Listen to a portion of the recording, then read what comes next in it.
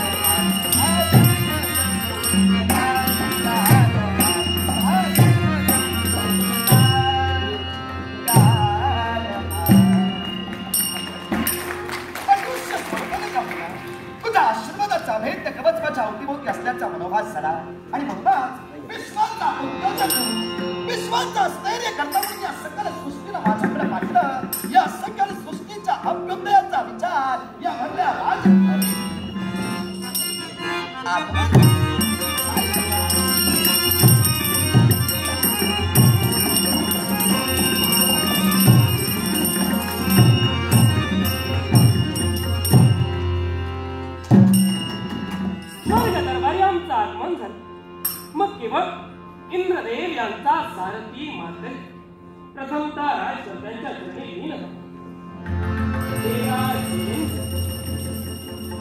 शमिक पुत्र मात्र आपल्या उज्जवल पवित्र चरणी नतमस्तक. सारथी मात्र आपले मार्ग सदैव शुभकर होतील असा या आपल्या रथाचा म्हणजे देवराज देवेंद्राचा आपल्याला सादरणीय खऱ्या अर्थानं आशीर्वाद. थोरा मोठ्यांचा मिळालेला आशीर्वाद म्हणजे स्वतःच्या पाठीशी मिळालेलं संरक्षणाचं एक अवैध कवच तुमच्या आशीर्वादाखाली आम्हाला मिळालं. आता आम्हाला कशाची भीती नाही. मातली आश्चर्य वाटलं. तुमची अनाऊर उपस्थिती या देव दरबारी आम्ही पाहिली. आलात मन समाधानी झालं, पण मनात निर्माण झालेलं समाधान काही क्षणाभरच राहिलं.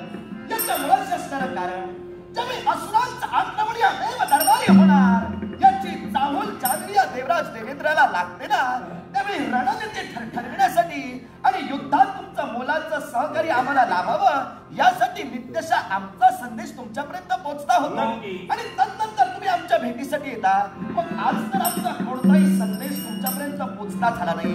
असं असताना या देवदरबारी आलात, सहज की मुद्दा?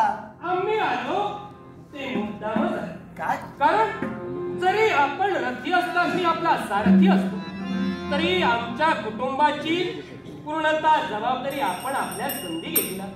नव्हे तरी सारं विश्व आपल्या आज्ञेनं चालतं. आणि म्हणूनच आम्ही आमच्या कुटुंबात एक महत्वाचा निर्णय घेतला आणि तो निर्णय तुमच्या कामी घालावा म्हणून या इंद्र दरबारी आमचं आगमन झालं. सारथी मात्री कुटुंब वत्सल घराण्याचे कर्तबगारी नेतृत्व म्हणून आजपर्यंत तुम्ही तुमच्या परिवाराचा योग्य तो विचार केला. सारथी मात्री शमीक महंत आणि तपस्विनी मातांच्या कुशीमुलात आपला जन्म. एवढंच नव्हे तर सुधर्म यांच्याशी आपला विवाह झाला. गोमुख आणि गुणनिशेच्या दोन अपत्यांना आपण जन्म दिला. पण त्यांचे कुणीतरी पिता असलात ना, तरी तुमचा रथी आजपर्यंत युद्धात तुम्ही देवेला सहकार्य केला. त्या सहकार्याची दाद घेऊन आम्ही सुद्धा तुमच्या कुटुंबात मोलाचा वाटा आजपर्यंत उचलला. मग असं असताना आज तुमच्या कुटुंबाची खऱ्या अर्थानं विचारणा करण्यासाठी पर्यंतला आश्चर्य म्हटलं काय? या शब्दांची अपेक्षा तुमच्याकडे आम्हाला होती. कारण आम्ही आमच्या कुटुंबात महत्वाचा निर्णय घेतला तो कोणता असेल. माझी बाळ म्हणजे गुणकेशी. या माझ्या बाळेचे हात मला पिवळे करायचे. या माझ्या बाळेचा आनंदाची गोष्ट. गुणकेशींचा विवाह करावाही मनात इच्छा निर्माण झाली. देवराज देवेंद्रांना शब्द आपल्याला बाळ गुणकेशींच्या विवाहासाठी त्याचे सहकारी आदर अपेक्षित असेल. निर्मळ स्वच्छ अंतःकरणाने करायला तयार आहे. देवराज देवेंद्र सहकार्याची अपेक्षा नाही. अपेक्षा आहे ती फक्त आशीर्वादाची. अपेक्षा आहे ती फक्त अनुमोदनाची. आणि ते कोणत्या गोष्टीच बाळेनं आमच्या समोर एक अट केली. मी विवाह करेन, पण देवतातील घटक वगळता किंबहुना या देवतातील एकाही व्यक्तीला न वरता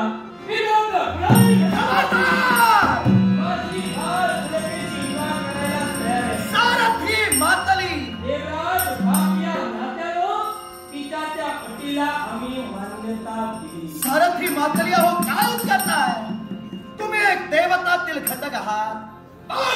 सुद्धा एक देवतातील घटक आहे. मग असं असताना गुणकेशीच्या मनात इच्छा निर्माण झाली की देवतातील कोणत्याही घटकाशी लग्न करणार नाही. देव घटक बघून इतरत्र मी कुणाशी लग्न करेन? माझ्या प्रश्नाचं उत्तर मला तुमच्या मुखातून हवं आहे. सारथी मातली सांगा, गुणकेशीच्या मुखातून चांगले शब्द बाहेर पडले त्यावेळी देवतातील घटक म्हणून हे शब्द ऐकताना तुम्हाला ते कसं वाटतं? नक्कीच तुमचं म्हणणं देवेंद्र महाराज रास्त आहे. तिच्या मुखातून निघालेले शब्द आम्ही ऐकले. एका कन्येच्या हट्टापुढे, एका बाळेच्या हट्टापुढे बापाला हात टेकावे लागले. आणि कन्येच्या सुखासाठी आणि कन्येच्या हितासाठी आम्हाला तिचा निर्णय मान्य करावा लागला. मग सारथी मातली कन्येच्या हितात आणि कन्येच्या सुखासाठीचा निर्णय जर तुम्ही मान्य केला तर देवराज देवेंद्र देवतांच्या राजाला आपल्याला सांगतोय, माझ्या मनाची सद्भावना, माझ्या मनाचा दृढ निर्धार लग्न करावं लागेल. देवेंद्र महाराज लहानपणी मोठा घास घेतोय, क्षमा असावी, पण क्षणभर मी आपल्याला रोखतोय. कारण आपण देवता जरी असलो तरी प्रत्येकाला व्यक्ती स्वतंत्र आहे. मग देव मानव मानव कुणी असो, प्रत्येकाला स्वतःच्या जीवनात स्वतःच्या भविष्याचा निर्णय घेण्याचा पूर्णतः सक्षम अधिकार आहे. जसा तुम्हाला आहे, जसा मला आहे, तसा माझ्या बाळ गुणकेशीला आहे. मग तुमचा अधिकार किंवा माझा अधिकार मी घुसवू शकतो. मग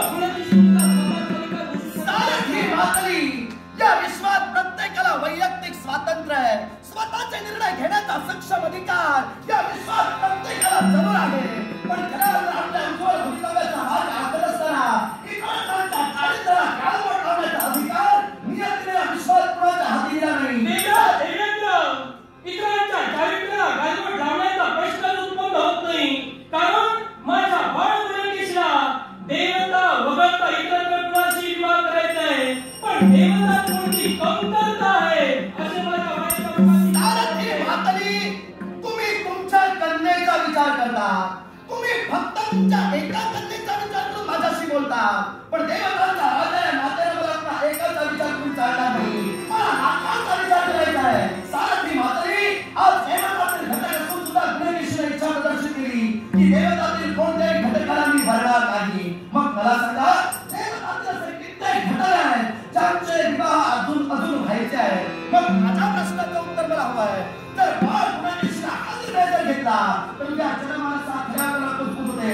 देवतातील घटक गुणेश्वरी देव घटकाला कोणालाही भरणार नाही हा निर्णय घेते म्हणजे निश्चितच देव घटकात काहीतरी दोष आहे, देव घटकात काहीतरी कमतरता आहे. मग उद्या देव घटकाची होणारी निर्वंशना याला जबाबदार कोण? देवेंद्राचा बाळ गुणेश्वर एकीला जर का विवाह केला तर सारा देवतांच्या चारित्र्याला जर का डागा नसला तुमचा म्हणणे तर माझ्या बाळेचा मनोगत आहे आणि माझ्या बाळेची मनोगतीची इच्छा आहे. मग एका कन्येची इच्छा पूर्ण करणं बाबा नात्याने माझं कर्तव्य आहे. इच्छा मान्य नाही, कन्येची इच्छा बापाला निश्चितच परिपूर्ण करावी.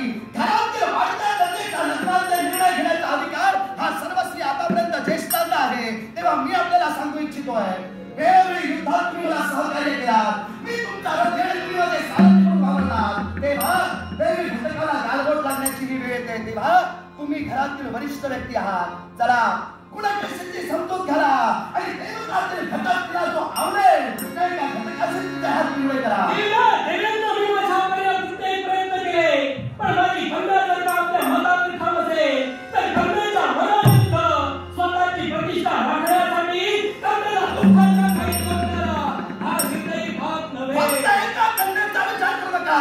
तुम्ही एका कन्येचा विचार करून एका कन्येला दुःखाच्या घरी तोंडाने जर भाग नसाल तर मी सुद्धा खऱ्या अर्थाने देवतांचा राजा आहे, समस्त देवतांचा मी बाप आहे. मग इतरांच्या देवतांच्या चारित्र्याला लागणारे गालबोट मी सुद्धा सहन करू शकत नाही. देवेंद्र आतापर्यंत वेळोवेळी पदोपदी क्षणोक्षणी तुम्हाला सहाय्य केलं, सहकार्य केलं, प्रत्येक वेळी युद्धाच्या ठिकाणी तुमचा सारथी म्हणून मी काम केलं, पण ते जर का मी तुम्हाला सहाय्य केलं आणि आज माझ्याबद्दल का वेळ असेल आणि तुमचं सहकार्य जर का मिळत असेल नाही गरज मला तुमच्या सारथी म्हातारी खबरदार. तुमच्या हातात धुडकारून हा म्हातारी स्वतःच्या कन्येचा विवाह नक्की म्हातारी थांबा.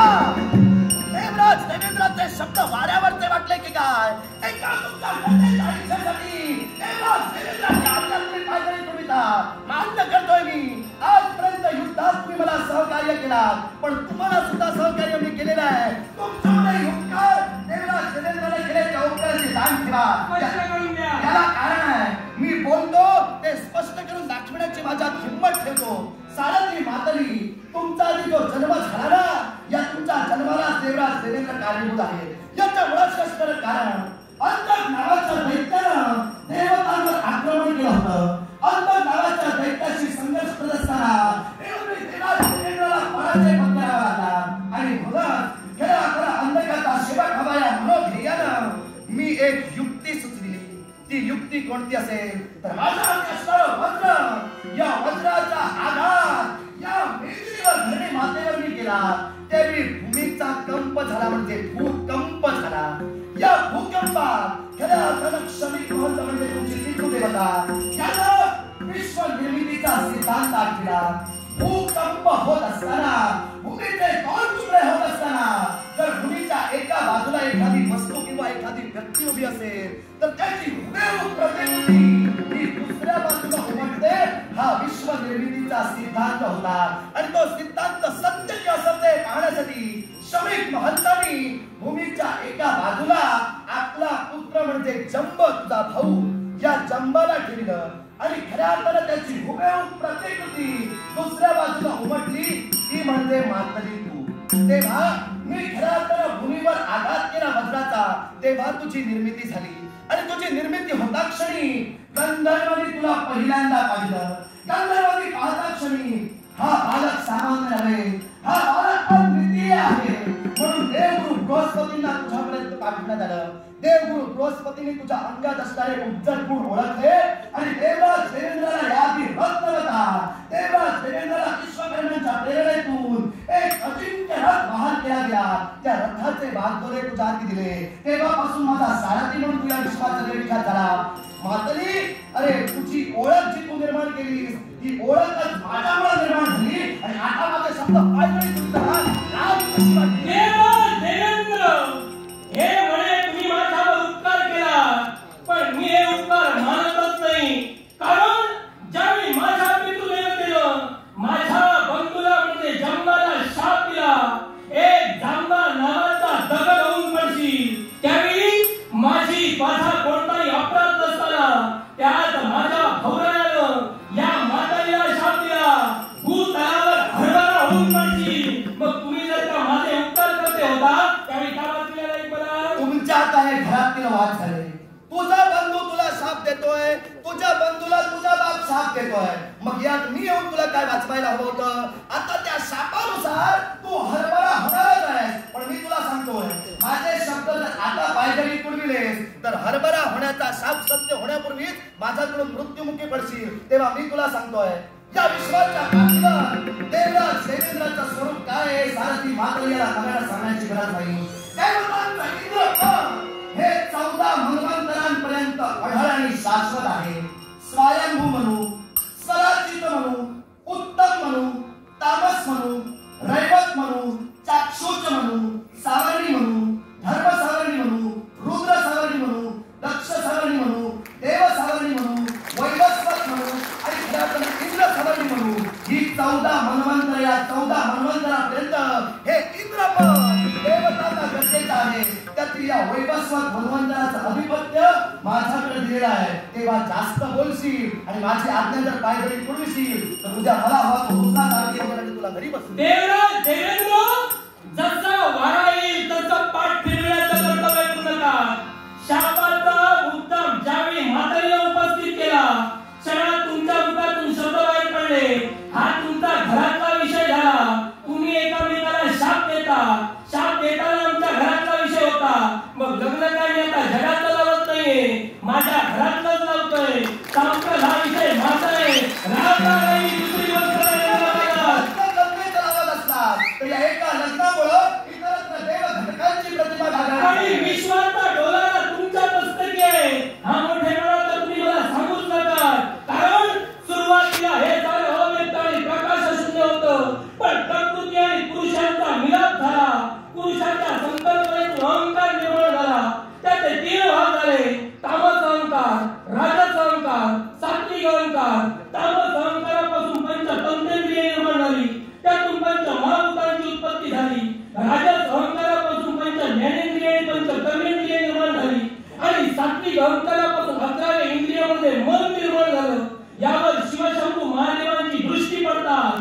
100 योजने परिमाण असलेले ब्रह्मांड निर्माण झाले. ब्रह्मदेव या ब्रह्मांडाचा आत्मा आहे. त्याने याचे 3 भाग केले: ऊर्ध्व भाग, मध्य भाग आणि अधोभाग. ऊर्ध्व भाग म्हणजे स्वर्ग, जिथे आम्ही देवता राहतो.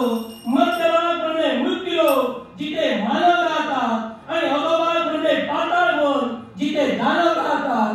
यानंतर शब्दजन्मात्र आणि पंचभूतांचे पंचीकरण करून ब्रह्मदेवाने आकाश, वायू, जल, पृथ्वी यासारखे अनेक विनाशशाली पदार्थ बनविले. त्यानंतर ब्रह्मदेवाने स्वतःच्या देहातून, डोक्यातून मरीचीला जन्म दिला, हृदयातून भृगूला जन्म दिला, डोळ्यातून अंगिराला जन्म दिला, वेदापासून पुलाला जन्म दिला, उदरापासून पुलस्त्याला जन्म दिला, सवनापासून वशिष्ठाला जन्म दिला, कपालापासून कुकुला जन्म दिला, दोन्ही कानांपासून अत्रीला जन्म दिला, प्राणांपासून दक्षाला जन्म दिला, बगलेपासून नारदाला जन्म दिला, छायेपासून कर्दमाला जन्म दिला आणि संकल्पनेतून धर्माला जन्म दिला. त्यानंतर त्यांनी स्वतःच्या देहाचे 2 तुकडे केले. अर्ध शरीर स्त्रीचं, अर्ध शरीर पुरुषाचं. ती स्त्री म्हणजे शतरूपा आणि तो पुरुष म्हणजे स्वयंभू म्हणू. यांचा दोघांचा विवाह झाला. यातूनच मैथुनी जणी सृष्टीची निर्मिती झाली. त्यांना 5 अपत्य झाली.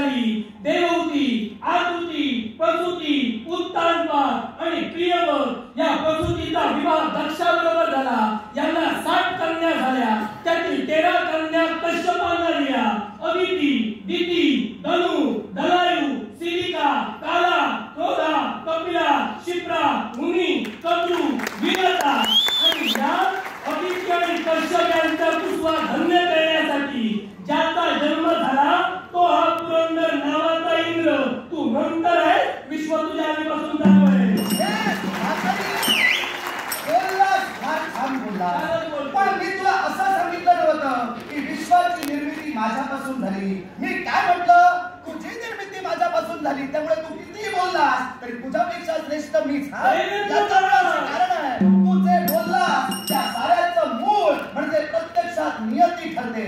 नियती हा विश्वास स्त्री आहे.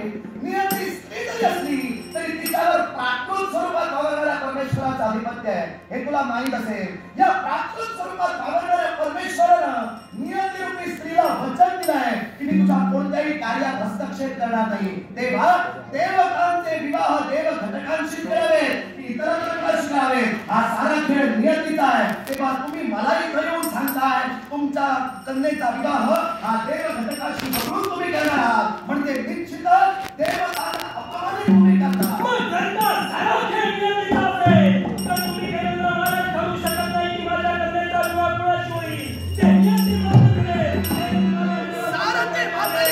नियतीच्या पुढे मी जाऊ शकत नाही, किंबहुना तुम्ही जाऊ शकत नाही.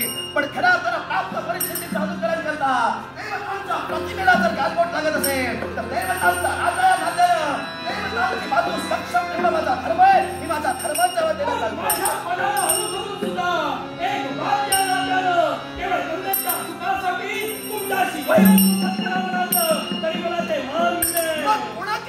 तुम्ही पिता आहात, म्हणून जर माझ्याशिवाय मला घेत असाल तर खऱ्या अर्थानं देवतांचा पिता या नात्यानं देवतांचा राजा या नात्यानं मी तुमच्याशी बात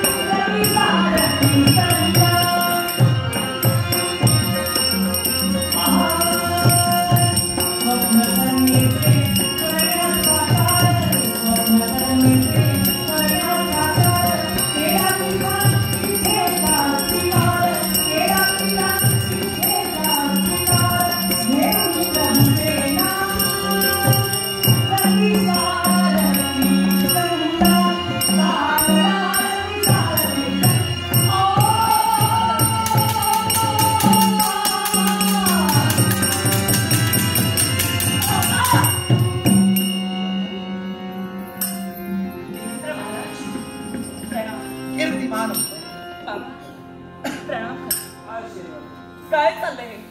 रथी सारथी संग्राम करतोय. एका मताने एका विचारानं चालणारे रथी आणि सारथी यांचा महासंग्राम करावा. काय असं घडलं जेणेकरून तुम्हाला द्वंद्व करावं लागलं? बाळ पुणकेशी, तुझ्या मुखातून निघणारे लाघवी शब्द माझ्या मनाला मोहिनी करताय. पण तो रथी सारथी संग्राम सुरू झाला. तो बाळ पुणकेशी हा रथी सारथी संग्राम तुझ्यासाठी सुरू झाला.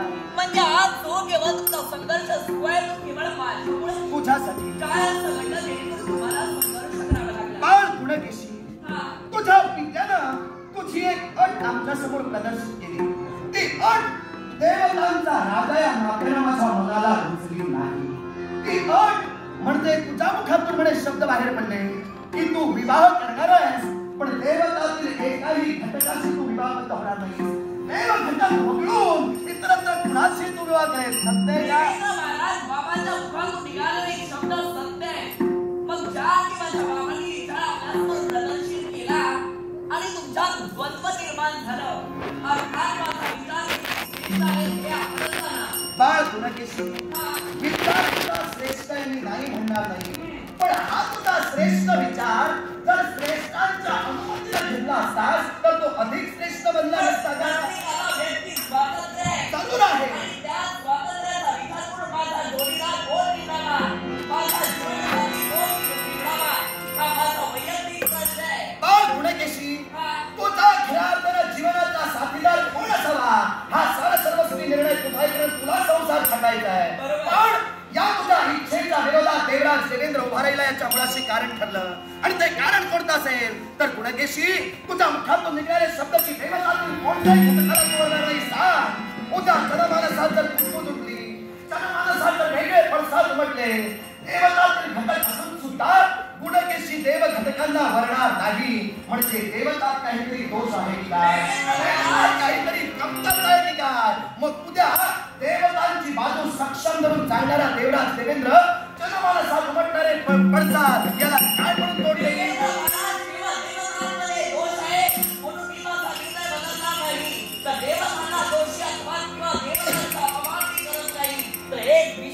वेगळा आनंद मला निर्माण करायचंय. याला तुम्ही कदाचित देवतांचे संबंध नवीन देवतांचे लग्न झाले आहे, पण मला ते लग्न करायचं आहे ते देव घटून बघून विश्वासमोर म्हणे नवा आदर्श देणार आहे. अगं हे आदर्शाचे तुला खऱ्या अर्थानं विचार आठवलेले नाही. या खऱ्या अर्थानं आदर्शाच्या नादात खाली घालावे लागेल. माझ्या प्रश्नाचं उत्तर दे. खऱ्या अर्थानं सारथी मातली ही तुझी जन्मदाती पितृदेवता ना, पण तुझ्या या पित्याबरोबरच खऱ्या अर्थानं माझी कन्या म्हणूनच मी तुझ्याकडे पाहिलं ना. मग हा तुझा पिता मानलेला असे ना का, तुझ्या खऱ्या अर्थानं अनैताचा विचार केलेला का.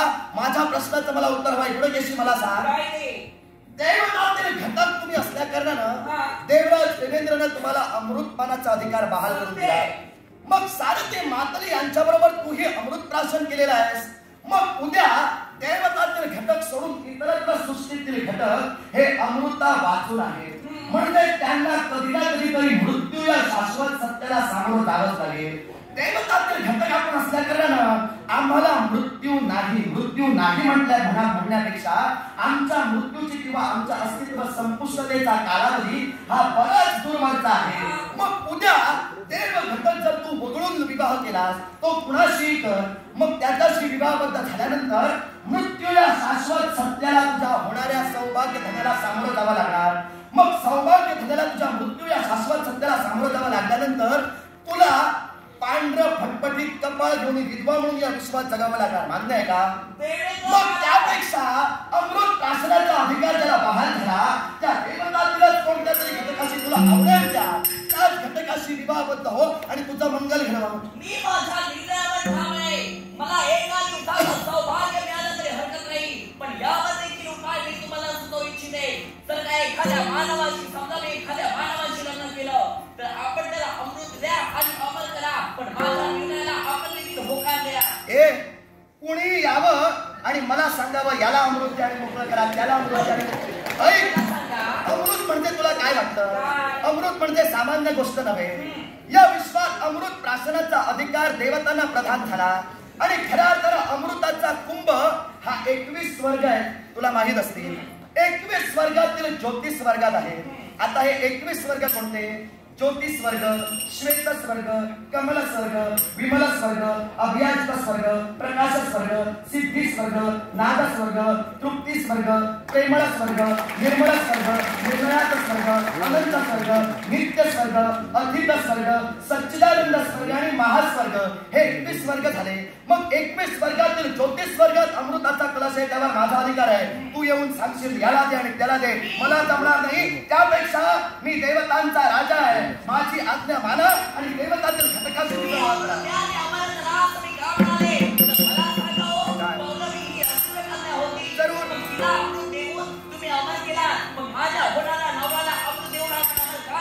तिला अमर केल्याच्या मुळाशी कारण होतं पौलवी माझी पत्नी. तिच्या बाबतीत म्हणजे आता माझ्या कुटुंबापर्यंत तू आलीस. माझी तिला अमृत दिल्याच्या मुळाशी कारण आहे. माझा असा निर्धार नव्हता की दानव कुलाशी मी लग्नच करणार नाही. तिच्याशी विवाह मला का करावा लागला याच्या मुळाशी कारण आहे. ते कारण कधीतरी बापाला विचार आणि नंतर मला सांग.